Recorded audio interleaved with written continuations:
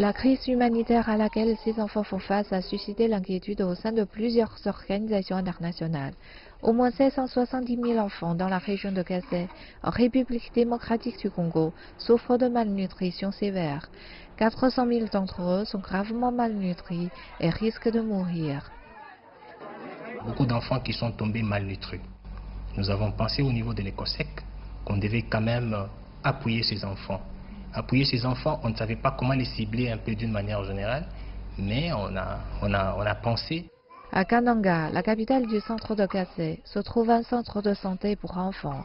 La plupart des enfants ici sont orphelins. Pour ces moments, nous les nourrissons avec les riz au lait, l'haricot, les foufous et les soja. Tout ça, c'est déjà terminé. Nous sommes restés seulement avec les riz. Nous vous demandons de nous aider pour que ces enfants soient en bonne santé. Les enfants ici soient aussi bien, qu'ils soient en bonne santé. C'est ça l'avenir de demain. Dans un village situé à plus de 20 km au sud de Kananga se trouve un autre orphelinat. On nous a pris en charge de nous faire étudier. Alors, nous menons bien une vie présentable. On est bien, on est à 3 garçons et une fille. Malgré leur immense traumatisme, ils recouvrent progressivement la santé sous la protection de leur foyer d'accueil. L'Organisation pour l'alimentation et l'agriculture et le Programme alimentaire mondial tirent la sonnette d'alarme sur la malnutrition infantile dans le Kasaï en RDC. À l'hôpital Mbujimayi, plus d'une soixantaine d'enfants chétifs sont sous traitement dans le service pédiatrique. Le Kasaï est dans une situation plus ou moins particulière parce qu'il y a un grand mouvement de population. Des jeunes gens qui ont été chassés de l'Angola sont venus en surpoids à la communauté du Kasaï qui était déjà en souffrance et cela a encore augmenté les taux de cas de malnutrition. La région du Kasaï se remet toujours des combats de 2016-2017. Un conflit qui a fait au moins 3400 morts selon l'ONU et près de 1,5 million de personnes déplacées. L'économie du Kasaï étant en lambeaux, beaucoup se tournent vers l'exploitation minière informelle dans l'espoir de s'enrichir du jour au lendemain. Conséquence, il existe de moins en moins de personnes pour cultiver la terre et la province est frappée par la faim. Selon l'équipe médicale du centre de santé de Kamayi, au moins 74 enfants ont été traités entre octobre 2020 et mars 2021. Ici, les enfants, les parents plutôt n'ont pas assez de moyens pour amener les enfants à l'hôpital. Je pense que tout ce que je peux vous dire, c'est que les autorités doivent faire un effort pour améliorer la vie de la population. Et plus ils améliorent la vie de la population, les parents ont du boulot, ils ont de l'argent. Je pense que c'est la meilleure façon de lutter contre la malnutrition. Dans les centres de santé gérés par l'UNICEF, les mères apprennent à faire de la bouillie avec des produits disponibles localement tels que le maïs, les arachides, l'huile de palme et les chenilles. À la périphérie de la ville, plus de 2200 familles déplacées s'abritent dans des camps. Chaque jour, on achète au moins 2 cercueils pour enterrer les enfants souffrant de malnutrition.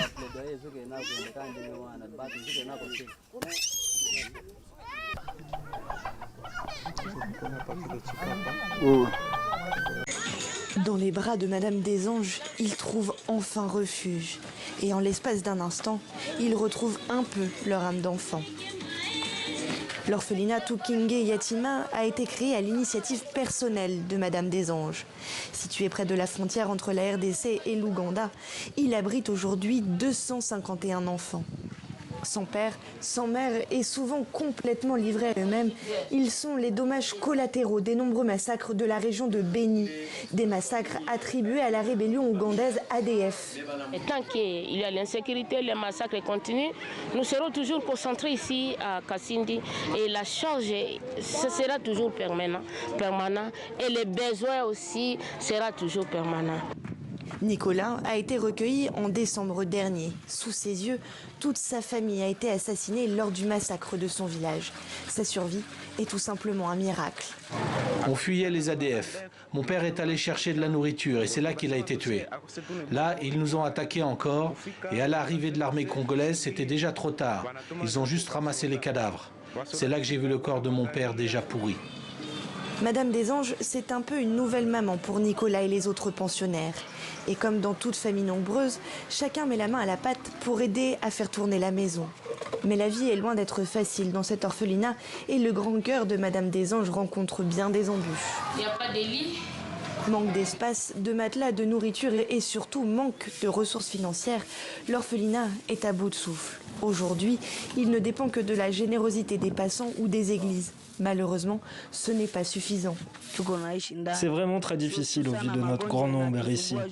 Nous souffrons beaucoup, imaginez, nous dormons parfois à 4 ou 5 sur un même lit. Nous étudions dans des mauvaises conditions. Parfois, le directeur nous chasse faute d'argent. Nous ne pouvons pas payer. Je n'ai pas de famille, alors qui va m'aider? Le combat de Madame Desanges est encore long, mais elle peut déjà se féliciter de petites victoires. Dès la rentrée prochaine, tous les enfants de l'orphelinat devraient être scolarisés gratuitement. Ils devraient également pouvoir bénéficier d'un centre de santé. La zone de santé de Minova présente plus de 450 000 habitants. Ici, les maladies fréquentes restent le paludisme et la malnutrition. L'année dernière, 132 cas ont été enregistrés en pédiatrie, dont 11 décès, et le centre continue à recevoir d'autres malades. Rebecca Kawete est une mère de famille d'une quarantaine d'années, le regard perdu tenant dans ses mains ce gimon sur le lit de l'hôpital, souffrant tous de la malnutrition chronique. Leo wako na miezi 4 wanagonjwa hii magonjwa na niko juu hapa juu hii magonjwa watoto juu ukosefu wa chakula.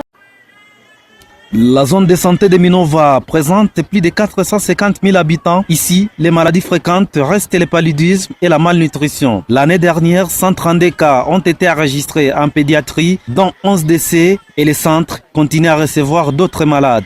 Rebecca Kawete est une mère de famille d'une quarantaine d'années, le regard perdu tenant dans ses mains ce gimon sur le lit de l'hôpital, souffrant tous de la malnutrition chronique. Leo wako na miezi 4 wanagonjwa hii magonjwa na niko juu hapa juu hii magonjwa watoto juu ukosefu wa chakula maana naanza kulia kwa wengine. Nilikimbia juu ya vita ya tembo ba mai hapa kwa hospitali sina makuta na sijui gizi ndalipa. Avec une dizaine de lits dans les pavillons pédiatriques, la majorité des patients souffrent de la malnutrition et risquent d'être contaminés par d'autres maladies. En moyenne, nous recevons entre 8 et 10 cas par mois. Effectivement, l'espace ne répond pas comme vous venez de le voir vous-même. Vous voyez que la capacité d'accueil est faible. Là où nous avons les enfants malnutris, c'est là où nous avons les autres enfants faisant d'autres pathologies. La région possède presque tout en termes d'alimentation, mais le taux de prévalence reste de 53% au Sud Kivu et 52% dans la province voisine du Nord Kivu, d'où un enfant sur 5 souffre de la malnutrition chronique. Si elle persiste, je peux citer au moins 3 grandes causes. C'est le sevrage précoce chez les mamans.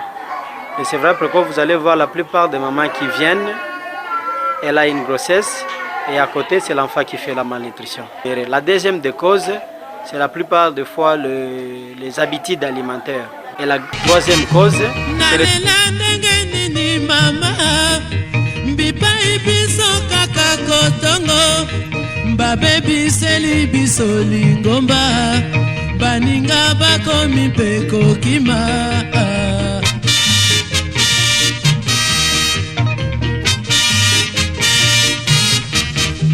Tolela ndenge nini bampangie Mbipai biso kaka kotongo Mbabe biseli biso lingomba Baninga bakomi pe kolimwa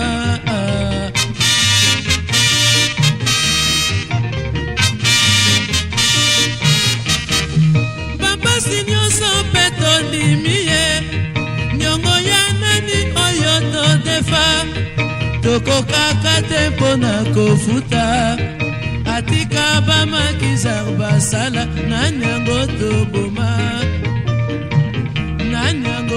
Boma.